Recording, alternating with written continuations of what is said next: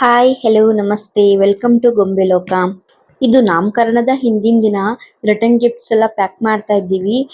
Return gift ನ ಏನಾದ್ರೂ use ಆಗೋ ತರ ಕೊಡ್ಬೇಕು ಅಂತ ನಾವು ಸ್ಟೀಲ್ ಬಾಕ್ಸ್ ಕೊಡೋಣ ಅಂತ ಪ್ಲಾನ್ ಮಾಡಿದ್ವಿ. ಬಾಕ್ಸ್ ಅಲ್ಲಿ ಅರಿಶಿನ ಕುಂಕುಮ ಮತ್ತೆ ಒಂದು ಚಾಕ್ಲೇಟ್ ನ ಹಾಕ್ಬಿಟ್ಟು ಪ್ಯಾಕ್ ಮಾಡಿದೀವಿ. ಗಿಫ್ಟ್ ಪ್ಯಾಕ್ ಎಲ್ಲ ಮಾಡೋದ್ ಮುಗಿಸಿ ನಾವು ಸ್ವಲ್ಪ ಪಾರ್ಟಿ ಹಾಲ್ ಹತ್ರ ಬಂದ್ವಿ. ನೈಟ್ 11 ಗಂಟೆನೋ 11:30 ಆಗಿತ್ತು ನಾವು ಪಾರ್ಟಿ ಹಾಲ್ ಹತ್ರ ಬಂದಾಗ. ಬೆಳಗ್ಗೆ ಪೂಜೆ ಬೇಗನೆ ಇರೋದ್ರಿಂದ ನಾವು ಅವ್ರಿಗೆ ಹೇಳಿದ್ವಿ ಸ್ವಲ್ಪ ಬೇಗನೆ ಡೆಕೋರೇಷನ್ ಎಲ್ಲ ಮುಗಿಸ್ಕೊಡಿ ಅಂತ. ಅವ್ರು ಅದಕ್ಕೆ ಇವೆಂಟ್ಸ್ ನರ್ ಕೂಡ ನೈಟೇ ಬಂದಿದ್ರು, ಡೆಕೋರೇಷನ್ ಎಲ್ಲ ಸ್ಟಾರ್ಟ್ ಮಾಡ್ಕೊಂಡಿದ್ರು. ಪಾರ್ಟಿ ಹಾಲ್ ಕೂಡ ತುಂಬಾನೇ ಚೆನ್ನಾಗಿದೆ, ಚಿಕ್ಕದಾಗಿ ಚೆನ್ನಾಗಿದೆ. ನಮ್ಗೆ ಇದು ಸಫಿಶಿಯಂಟ್ ಅಂತ ಅನಿಸ್ತು, ಹಾಗಾಗಿ ನಾವು ಇದನ್ನೇ ಬುಕ್ ಮಾಡಿದ್ವಿ. ಪಾರ್ಟಿ ಹಾಲ್ ಕೂಡ ಮನೆಯಿಂದ ತುಂಬಾನೇ ಹತ್ರ ಇದೆ, ಹಾಗಾಗಿ ನಾವು ಇದನ್ನ ಚೂಸ್ ಮಾಡ್ಕೊಂಡ್ವಿ.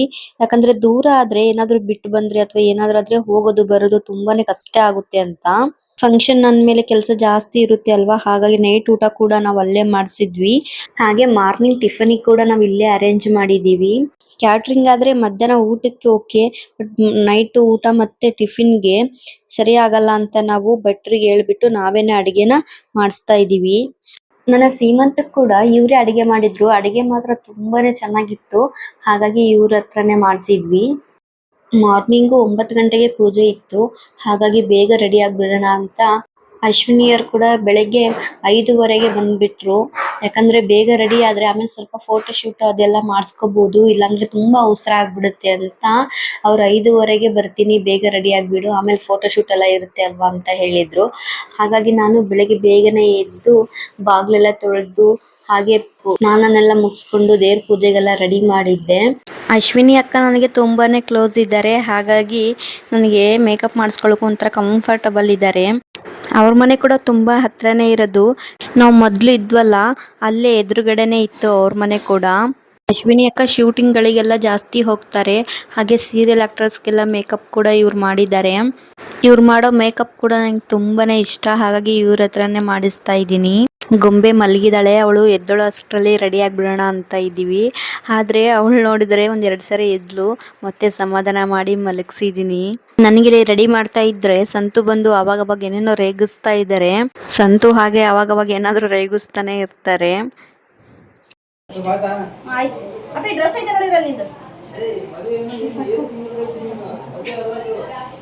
ಇನ್ನೊಂದ್ಸರಿ ಮದ್ವೆ ಆಗೋಣ ಅಂತ ಇನ್ನೊಂದ್ಸತಿ ಮಾಡ್ಕೊಂತಾನೆ. ಒಂದ್ಸರಿ ಮಾಡ್ಕೊಳ್ಳೋದು ಬೇಡ ಅಂತ ಇನ್ನೊಂದ್ಸರಿ ಮಾಡ್ಕೊಳ್ಳೋಣ. ನಂದಾಯ್ತು, ಇದು ಡ್ರೆಸ್ ಹಾಕ ಬಾ ಹಾಕೊಳ್ಳಿ ಬನ್ನಿ. ಅಲ್ಲ ನೋಡಿ ಸಂತು ಹೇಗೆ ರೇಗಿಸ್ತಿದ್ದಾರೆ ಅಂತ. ನೀನು ನಾಮಕರಣಕ್ಕೆ ರೆಡಿ ಆಗ್ತಿದೀಯಾ ಅಥವಾ ಮದುವೆಗೆ ರೆಡಿ ಆಗ್ತಿದೀಯಾ ಅಂತ ರೇಗಿಸ್ತಾ ಇದ್ದಾರೆ.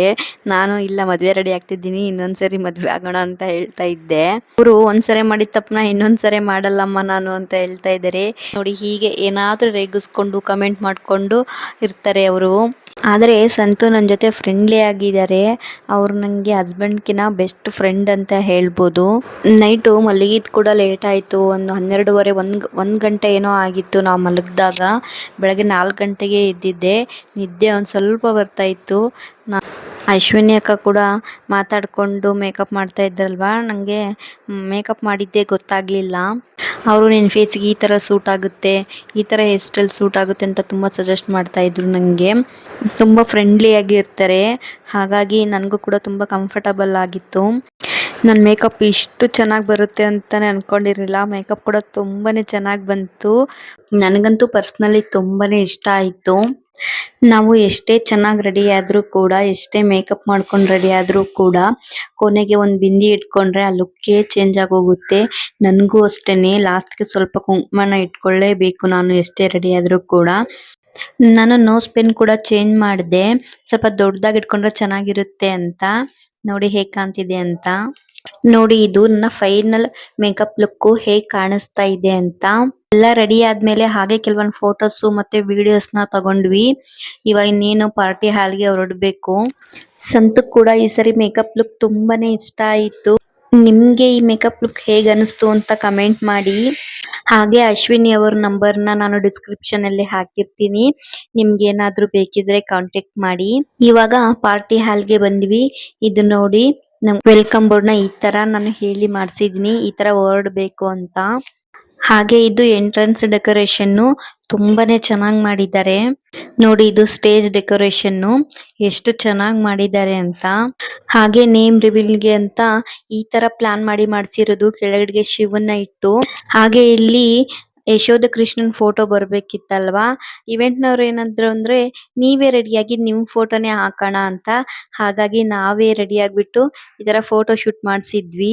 ಆ ಫೋಟೋ ಕೂಡ ತುಂಬಾನೇ ಚೆನ್ನಾಗ್ ಬಂತು. ಗೊಂಬೆ ಅಂತೂ ತುಂಬಾ ಮುದ್ದಾಗಿ ಕಾಣಿಸ್ತಾ ಇದ್ಲು. ಬೆಳಗ್ಗೆ ಪೂಜೆದೆಲ್ಲ ವಿಡಿಯೋನೇ ಮಾಡ್ಕೊಳಕ್ ಆಗಿಲ್ಲ, ತುಂಬಾ ಬ್ಯುಸಿ ಆಗ್ಬಿಟ್ವಿ. ಇವಾಗ ತೊಟ್ಲು ಶಾಸ್ತ್ರ ಮಾಡ್ತಾ ಇದೀವಿ.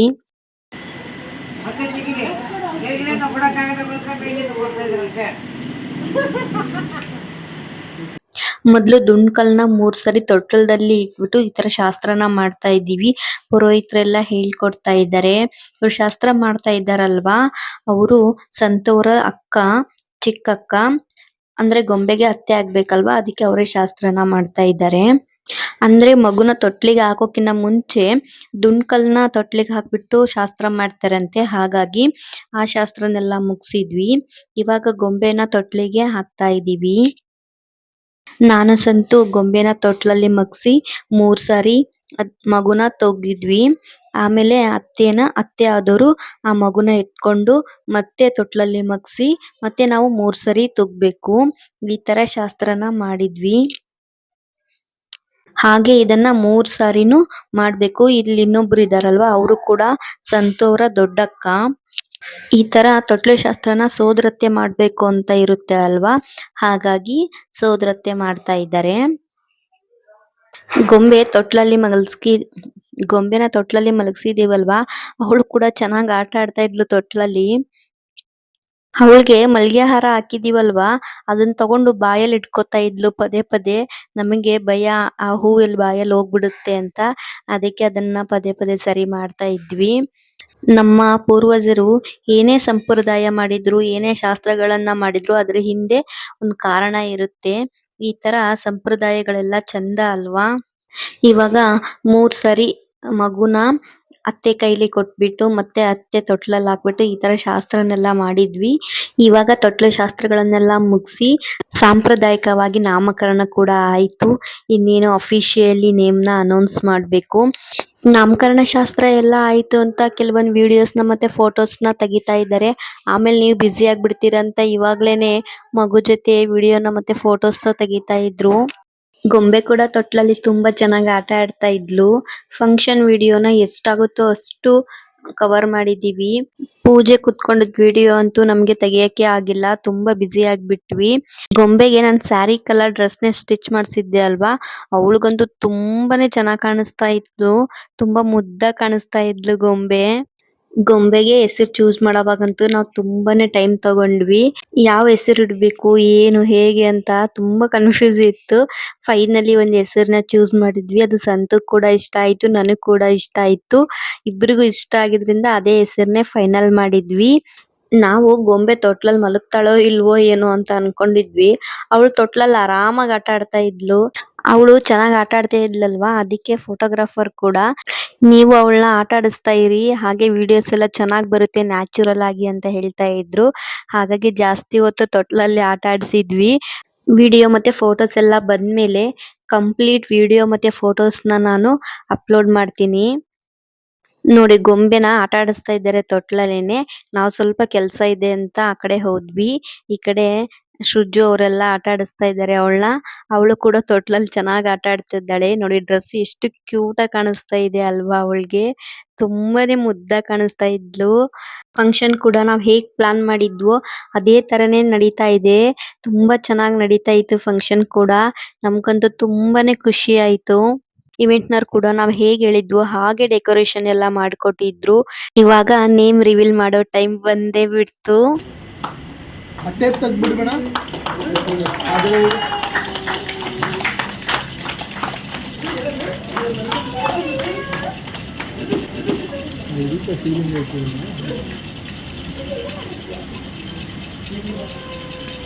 ಒಂಚೂರು ಹಂಗೆ ಸೈಡ್ ಬನ್ನಿ, ಚೂರು ಸೈಡ್ ಬನ್ನಿ, ಇಬ್ರು ಸೈಡ್ ಬಂದ್ಬಿಡಿ ಬೇಗ ಬನ್ನಿ.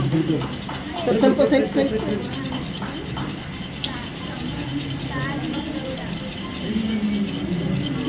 ಸ್ವಲ್ಪ ಸೈಡ್ ಬನ್ನಿ ಸರ್, ಸೈಡ್ ಬನ್ನಿ.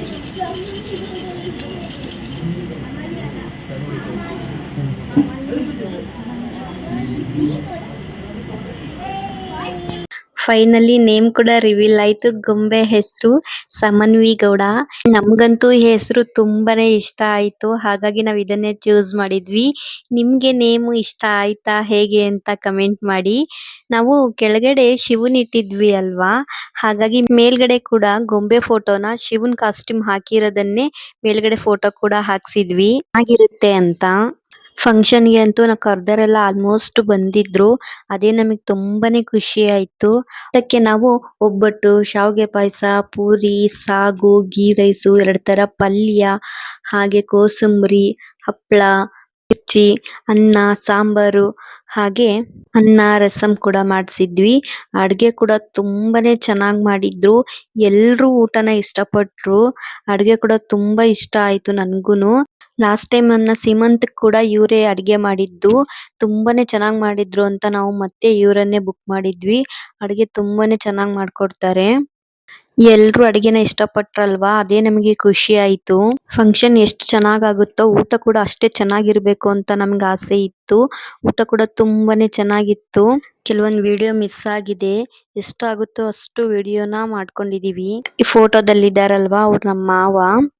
ಇನ್ನು ಕೆಲವೊಂದು ಫೋಟೋ ವಿಡಿಯೋಗಳನ್ನ ನಮಗೆ ತಗೊಳಕ್ ಆಗಿಲ್ಲ. ಕೆಲವೊಂದ್ ಮಾತ್ರ ನಾನು ಅಪ್ಲೋಡ್ ಮಾಡಿದೀನಿ. ಈ ಬ್ಲಾಗ್ ನಿಮ್ಗೆ ಇಷ್ಟ ಆಗಿದೆ ಅಂತ ಅನ್ಕೊಂತೀನಿ. ಇಷ್ಟ ಆದ್ರೆ ಒಂದು ಲೈಕ್ ಮತ್ತೆ ಕಮೆಂಟ್ ಮಾಡಿ. ಹಾಗೆ ನಮ್ಮ ಚಾನೆಲ್ನ ಸಬ್ಸ್ಕ್ರೈಬ್ ಕೂಡ ಮಾಡ್ಕೊಳ್ಳಿ. Thank you for watching.